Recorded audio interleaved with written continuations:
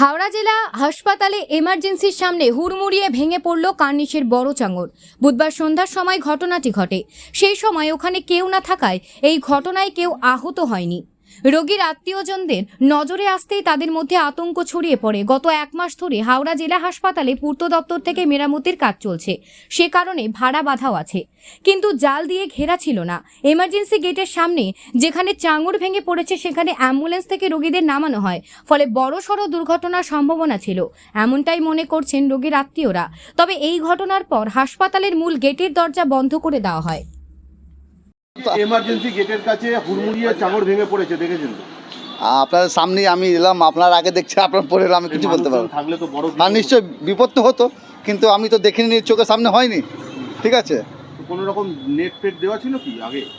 না আমি এখন আমার সামনে, আপনার সামনে নেট লাগছে, আমি আপনার সামনে দাঁড়িয়ে আছি, আপনি আমার সঙ্গে দাঁড়িয়ে আছেন। মানে যদি মানুষজন থাকতো অসুবিধা? নিশ্চয়ই অসুবিধা হতো।